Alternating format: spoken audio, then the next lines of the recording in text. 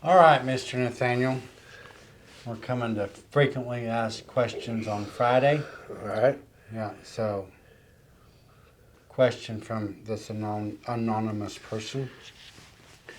How to read a car repair estimate. In other words, how do I know that I'm not overpaying for the service and I'm not being taken advantage of?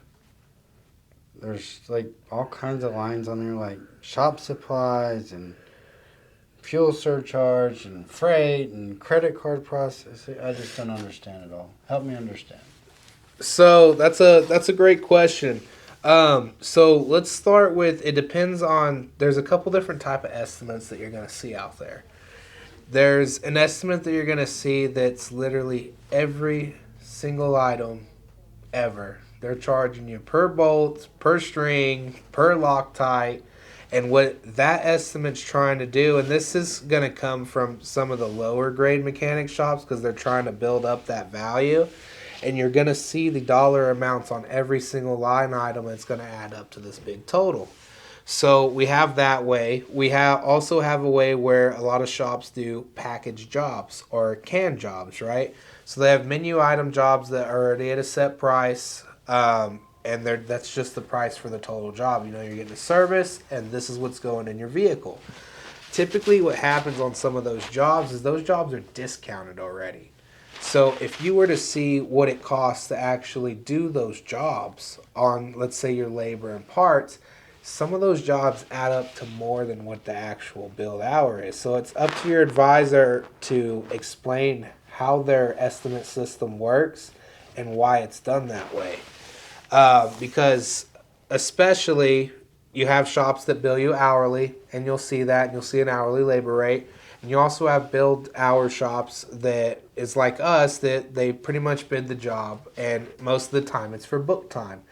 So they go in for book time, and the way that they do that is they're basing that service off of their technician's capability and that care factor that we keep talking about.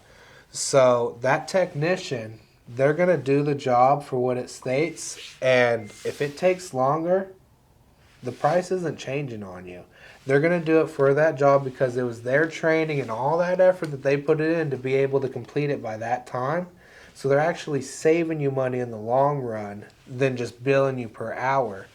On top of that, it depends on if shops are just doing part repairs or doing actual system repairs. So like in our shop, we like to give an option because everybody deserves a choice. We try to give you an option that's the whole system, that you're not going to have any issues and we can warranty.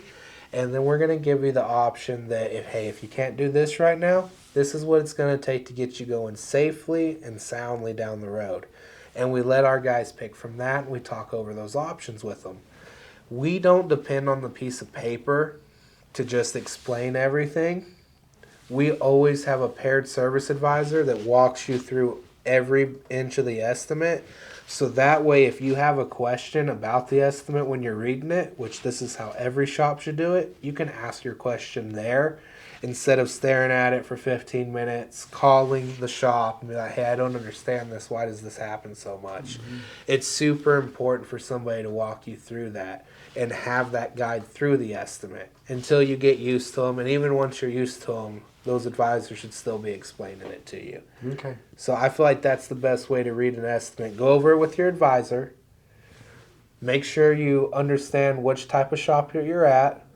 And then if you have any questions at all, just ask. Just always ask. And you'll get the answers. Always. Always. Okay.